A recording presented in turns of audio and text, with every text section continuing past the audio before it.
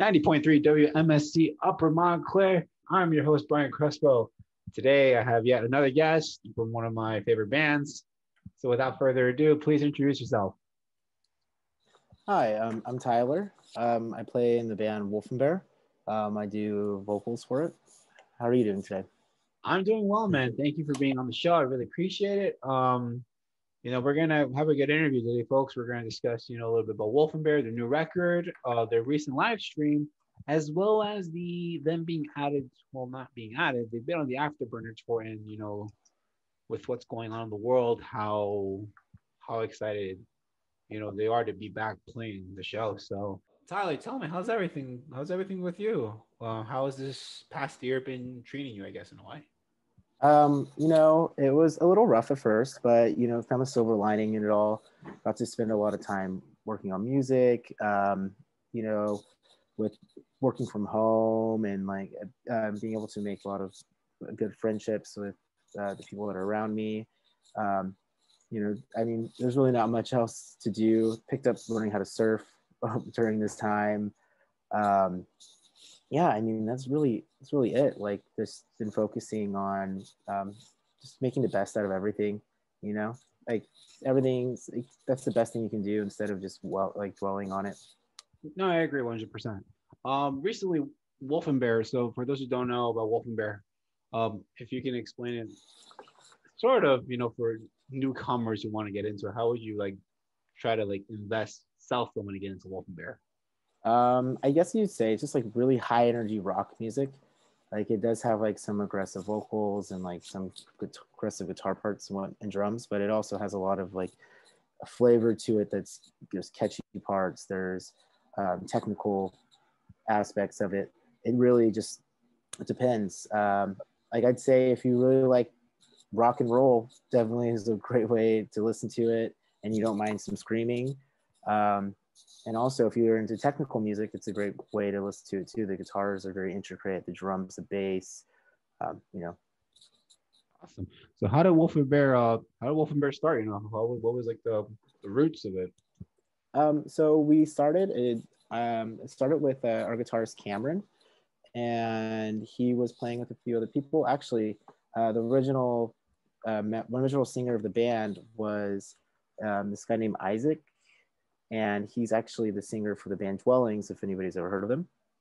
Well, And yeah, we're all from the same hometown area. And then I joined the band, and Jacob joined the band, and then we just were working on music.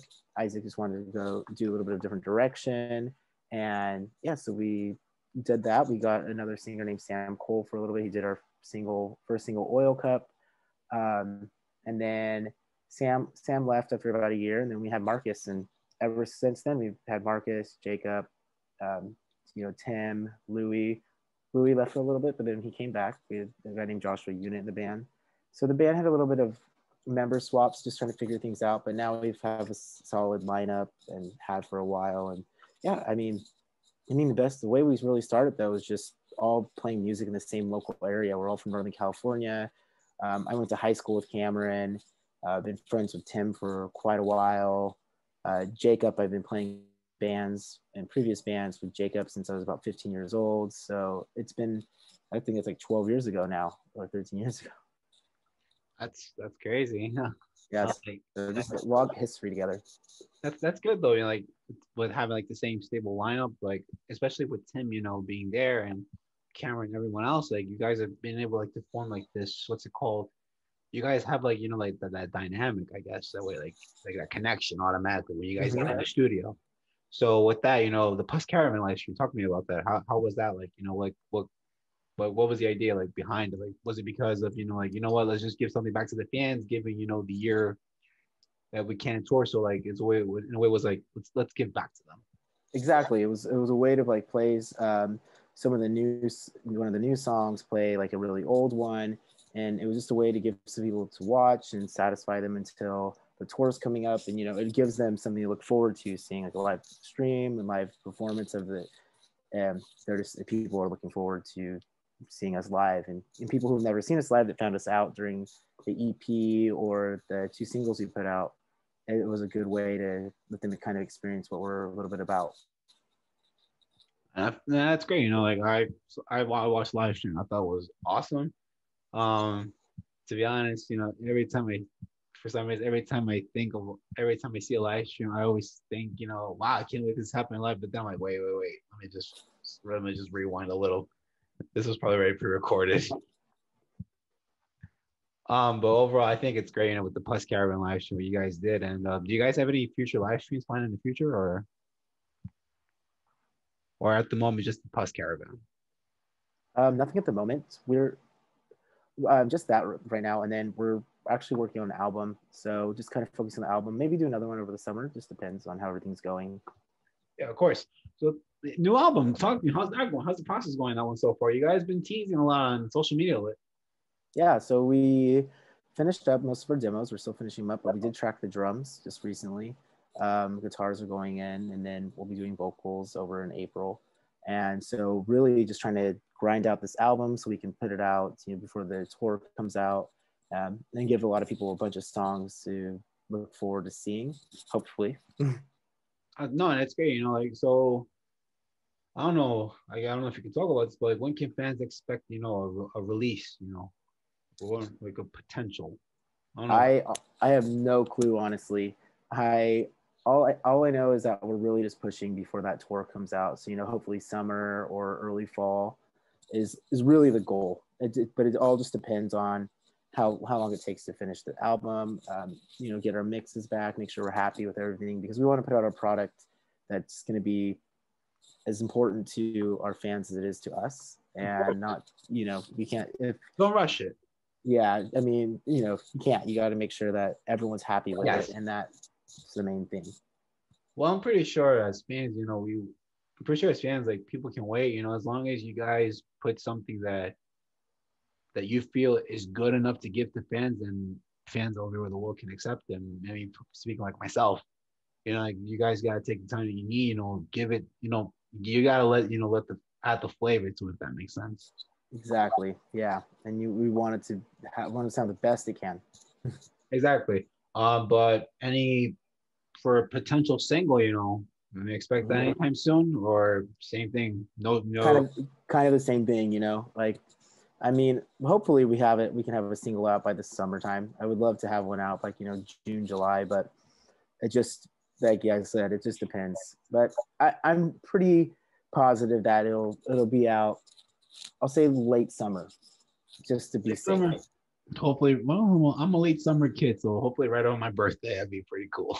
Yeah, it can be a birthday present just for you and other fans. That would be greatly appreciated. Oh God, but that's so Tyler. I'm probably we're gonna jump back and forth on this. But how did you get into vocals? Like, what were your influences? Like, what made you one day want to pick up, you know, be like, you know what, let me do this, you know? And you do the unclean vocals on Wolf and Bear. Yeah.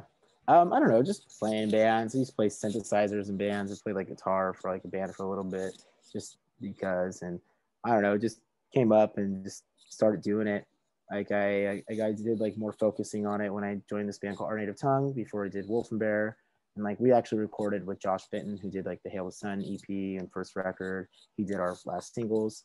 And that's kind of actually how I got involved in this kind of music, was playing in that band. We went to a concert over in this venue called the Red House in Walnut Creek, California.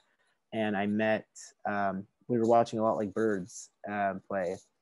And we were there, and I was just getting Chipotle with my drummer and guitarist. And he's like, oh, there's like A Lot Like Birds over there. I'm like, oh, just go talk to them. Like, you know.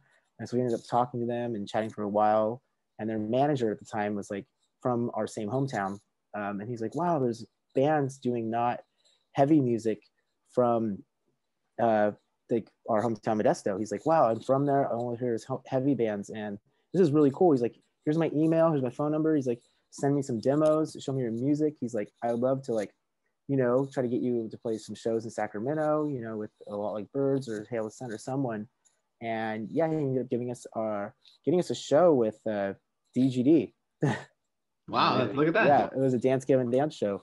It was like on the Instant Gratification tour. We got to play with them in Sacramento, and that's where I met like Matt Mingus and a couple of other Dance Gavin Dance members. I actually met Tim while I was recording vocals for that band, I got really nervous. I was like, oh man, this guy's plays in this band, and he's like, oh, your band sounds cool, and then that's how I just became friends. The Afterburner Tour. So how does it, given the fact that when I was moving up, but how does it feel like to be added on that tour? With that lineup, It because was, it's a good lineup. yeah, I was actually really surprised we got added to it originally. I was so surprised, so grateful. I was really excited. And it's just awesome. We toured with Dance Gavin Dance back on the Mothership tour, and that was like such an amazing experience. We haven't really done much touring before, only like small like week or 2 week runs with bands usually our size. So being able to go from like that level, like that smaller venue level, to be playing like at huge venues is just an incredible feeling. And there's such good live performers. Like, watch every night, you could watch Dance Gavin Dance, and every night I'd still be like in awe. Like, I just think, wow, like they're just so good. And it's just amazing to see a band like that. And it's really inspiring to strive to be like at that level. No, yeah, I mean, you guys. I feel like within that scene, you guys are making an impact too, because your music. I guess for me, it's like post, as Cameron says, it's post prog, whatever. Yeah. Yeah. Post progressive, whatever. Like, it's just whatever you want it to be. Cause like I said, we listen to so much music. It's Exactly. Like you guys invert it. Like it's like you can dance to it, and it's cool. Like with music like that, you get the melodic tunes from Marcus, and then like you hear your aggressive vocals. It's like, Yeah. okay, man, I get this. We always try to like write the vocals down to be catchy for both screaming and singing. Like, we just want people to be able to sing along. Exactly. And yeah, and how did like with like recent now with Idola being added to the tour, how does that make you feel? Awesome. They're awesome dudes. I love watching them play as well. Like, all of them are great at what they do. And Andrew is like a good friend of mine. And I'm just excited to spend a bunch of time with Andrew. Yeah, I recently had Andrew on the show, so it was good. It's good to have you guys, get your perspectives on it. Yeah. But I gotta ask you, have you heard The Architect? I haven't. You haven't yet? Or maybe is this one of their new songs?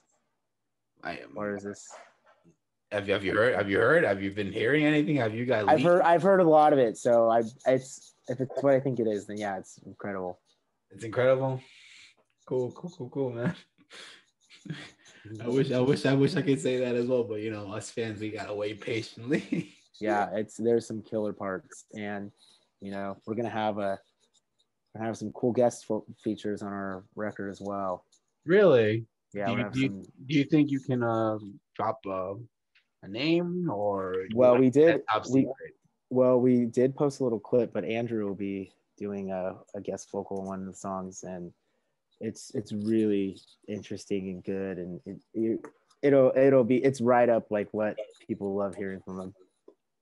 Awesome. Yeah, I mean, from you guys, everyone else, like you guys, Idola, and everyone else is gonna be it's gonna be good.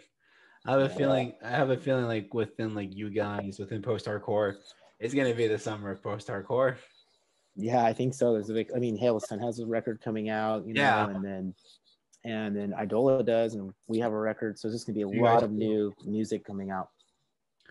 Yeah, it's good. Really. I mean, Hail the Sun too. Like what they're doing right now is those records are killer. So. Yeah, I really like the new song they put out. I can't remember the name, but it's got a really cool intro. And so I'm excited to hear the rest of the record. Yes. Same goes for everyone. What else? But what have you also been dedicating yourself to, like towards besides Wolf and Bear, I just been working. I've been working, like learning how to surf. I recently got in a snowboard accident, so I ended up ripping like a ligament in my shoulder. So wasn't really able to do much, like surfing.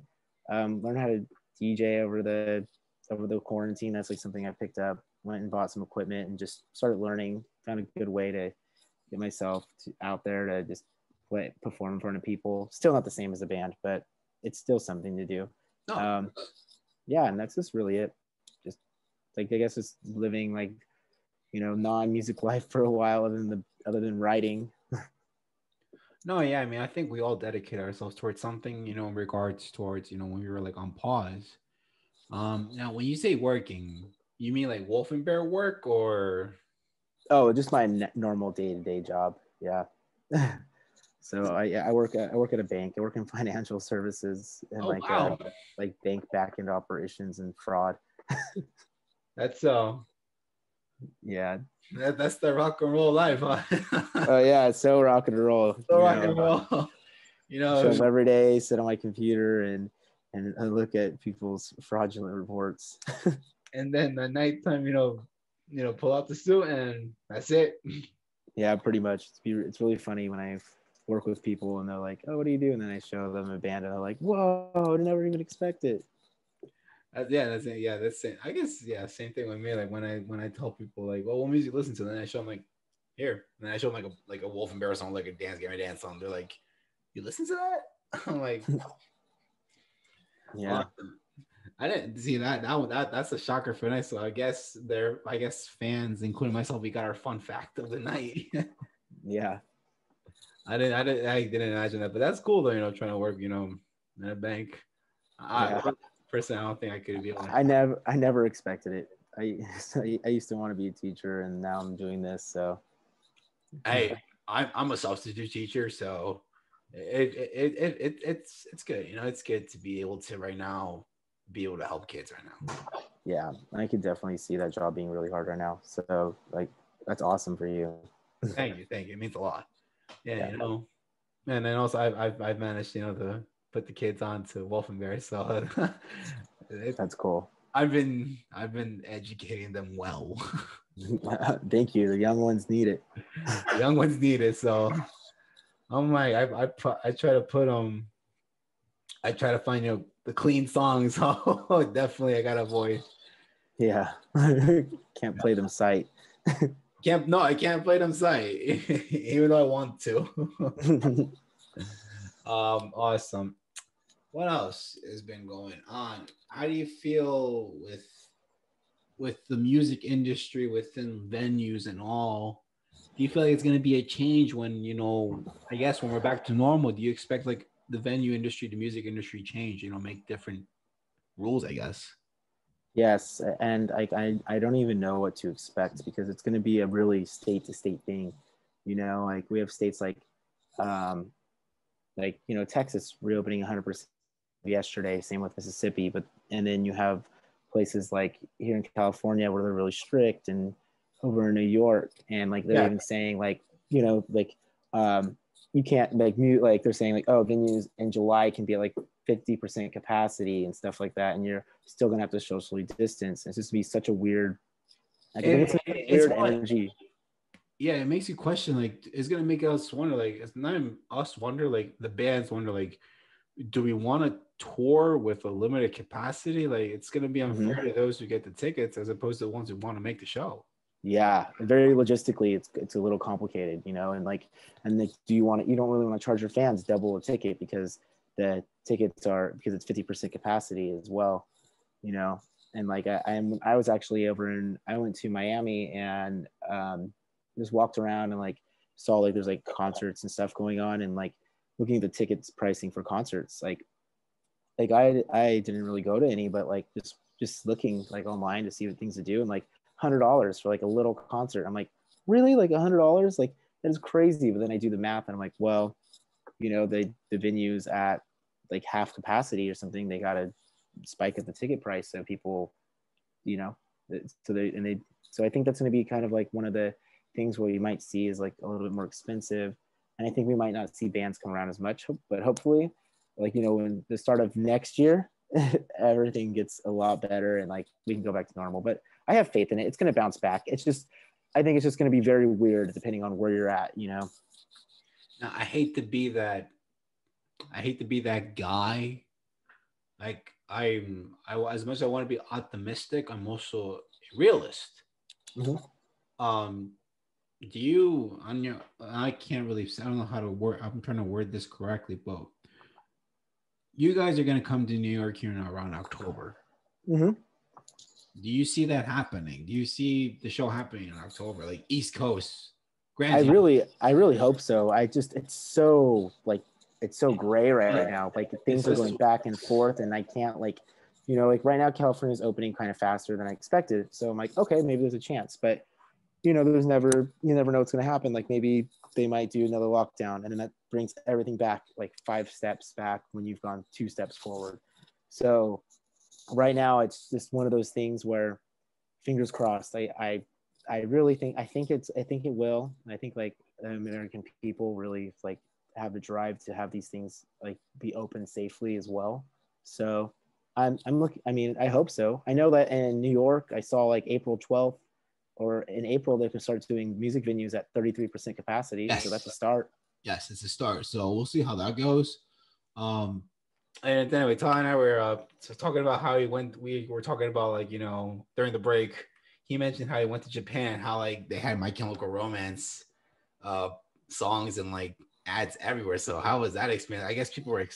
It's crazy how like that how that band is recognized overseas. Yeah, it's crazy. Metal in general and like hard music in general is like huge over there. It's like people like will be like, I went to like a lot of the music I hear in like the mall and stuff would be like this weird crossover, kind of like baby metal. Have you ever heard of them kind of music? Oh, I love baby like, metal. Yeah, like, I would just hear like some song where it'd be like some Japanese like J-pop girls is singing, and all of a sudden you just hear like just super hard breakdowns in the middle of the song and stuff. I'm like, whoa.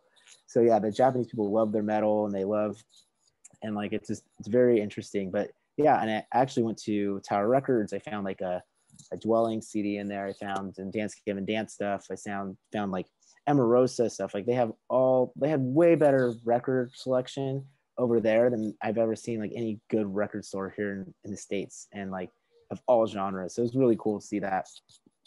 Yeah, I know, like I mentioned, like Japan's a dream of mine to go to. So if I ever go one day, I'm definitely gonna like stop by there. Yeah, record store. Definitely suggest it. Has Wolf and Bear ever toured Japan? No, we've never left the country. We just is that a plan maybe for the future when it's safe to go? You know, go overseas. I would love to. That would be awesome. You know, go to Australia, go to Southeast Asia, go to Europe. I mean, I'd love to see Europe. I've only been to Asia and Southeast Asia, so love to see like all those parts of the world. And then if I get to do it in my band as well, that's even better. Yeah, it's perfect. Well, hopefully that could happen, you know, because I think it's great, you know, when like people go tour overseas, because it shows the appreciation. Like you get to meet the fans that you don't know you have. Mm-hmm. So I mean, I felt that way we only been to the East Coast once, and I felt that way like meeting a ton of fans that we never even knew about, like in such different places of the country that I didn't even know were there. Yeah. Well, now let's talk about music.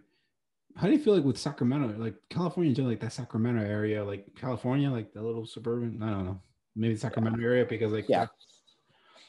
How do you guys, the fact that with bands like, you know, Dance Gavin Dance, you guys, what else? Hail the Sun's kind of from the area too, Northern California. Yeah, the Hail the Sun. I'm trying to think of one more. A lot like Birds. I don't know if Royal Coda's from the area as well. Yeah, they are for the most part. Yeah. How did it feel like you guys being like, I guess in a way you guys are pioneers of the post-hardcore scene? Mm-hmm. How does if that's I don't know. I mean, that's like, I feel like there's just so much music out there right now, and like especially in that area, there's just so many bands, so many great musicians that aren't even like bands anymore, and bands we played with throughout the years. That style, you know, that Dance Gavin Dance really pushed, Deftones, Dance Gavin Dance, they really pushed the harder rock music out there and made it like popular. Like you go to a Dance Gavin Dance show in Sacramento and it's huge. There's like, I didn't go, but my guitarist did stuff. I went and saw a Dance Gavin Dance concert in the park, and there's like 8,000 people there. And can you imagine like seeing like 8,000 DGD fans? Like it's nuts. Yeah. And now, you know, and like, I mean, I think it's just a statement to show that like this kind of music can evolve and stay inside, like stay in relevancy. Of course, so, I agree with it. It's great, even with Swanfest, you know, like what Swanfest has become. You know, like it's like literally it brings members of music genre together, and you get to enjoy all these bands. And I think you guys have done Swanfest, correct? Yeah, we did, and it was like one of the coolest things they ever did. Get to see like a bunch of our favorite bands, bands we grew up with. That was just like, it was just, I can't even like describe it. It was just an amazing experience. Awesome. That's in my bucket list, Swanfest. So like I personally just can't wait for it, to be honest. You travel for it. Yeah. I mean, I'm in the East Coast, so I'm definitely, whether it's plane or drive down there myself. So you know what? Flights are cheap right now, so hopefully, you get a flight, like, and then just do it. Yeah. Let me graduate first, and then I can do it. Well, yeah, I understand that too. I'm a senior, so I still got one more year left because I still got to do my master's degree. So I still got one more year left. But if April 2022, if everything's back to normal, you'll see me. Congratulations on getting your master's. It's some tough work. Yeah, 5-year program, so like right now being an undergrad, I'm taking three grad courses. So wow. So I feel the intimidation. Like I'm literally like the only undergrad, and everyone else is like, getting their masters, or like, they're a little bit older. I'm just like, okay, I feel the intimidation now. You're gonna be so happy after you get it though. Like, oh yeah, definitely. Yeah. So please, like when I if I ever hit you up in a year again, like I'll appreciate that private show 1-on-1 with you guys from Wolf and Bear. Oh God. But yeah, overall, I think that's just the future of the scene is going to be good. I have a good feeling, especially right now with like, with Blue Swan working with Rise Records now. That's big news. Yeah, a lot of better distribution is going to happen with like having that behind us. It's going to just help, I think, make the music even bigger and more accessible to tons of people that never would have listened to it. Are you guys are signed to Blue Swan or Rise? I don't know. Yeah, we're signed to Blue Swan. So how does it feel like to be part of that history? It feels awesome. It's incredible. A lot of like, and like I like just going back to it, like seeing so many other bands come out that are like doing this kind of style, and like it's just such a cool thing to see like a certain style of music like blow up, and like like there's just, I don't know, I've heard so many bands like, when we go on tour, we play with a lot of like metalcore bands or hardcore bands, and then coming the last like 3 years we started playing, there's like, wow, there's like a lot of bands all over the place, like playing that Chon style, like playing like the like Apple Driving style, like it doesn't matter, like they were all taking those influences, and there's so many bands out there now that play this style in local bands, where back in the day you never hear bands play this kind of style. Like you'd hear like one every once in a while, and now there's just so many. And yeah, it's awesome. It's awesome, really. I feel like that, like what Will and Sergio are doing, from when I talked to Sergio and what he mentioned, what they're doing right now is going to be great. Allowing bands like you and others to be creative, because that's as I said before, that's the beauty of music. Like you're expressing your art. Be creative with what you're doing, without like the higher up, the record label telling you like we want this, and like no. Yeah, and that's what they let us do. They just let us do whatever we want. Like do what you want to do. Like you're like, if you're giving art to fans, give to the fans what you believe is your work and your soul, because when you put out something, like it's gonna get a reputation. Exactly. I 100% agree with you on that too. It's really how we feel, and I love being able to have that freedom that they give us. If there's one thing when we go back to normal, what's one thing you can take from this whole experience that you're gonna take into your life for the future? Like one thing you've learned that you didn't realize that, wow, I need to appreciate this more.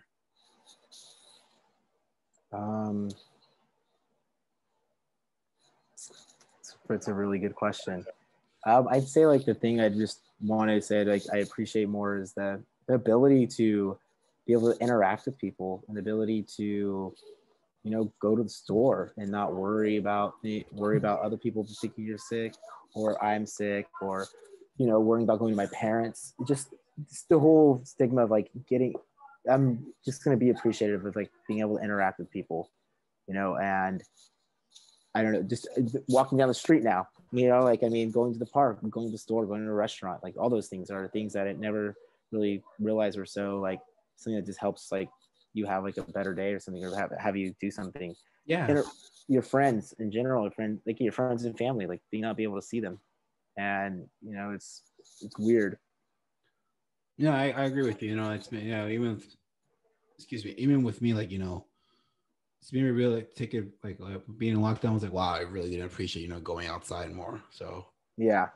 And like, being with, and also like it's got me closer to the people that I'm close with, so it's helped a lot. That's one thing that is I didn't appreciate too about what happened, like from it, that is, I guess, something that I learned that I probably needed to do is building better relationships with like your friends and your family. Like some of my best closest friends I've made now are people who I've met over this pandemic time. Like, and I just, we keep our friend circle small, and just I would see them all the time, like almost every other day, and just doing that with those people.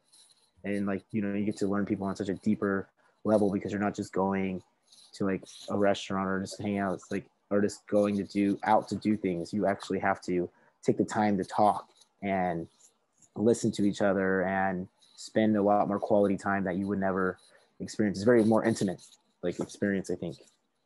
No, I agree with you 100%, and yeah, man, that's it. I mean, thank you guys. If you guys ever want to check out Wolf and Bear, check them out on Spotify, Apple Music, YouTube Music, Amazon Music, whatever you listen to, We're everywhere. Where are you guys everywhere? And you guys know me. I'll be playing them a lot. So as you know, my show, how it rolls.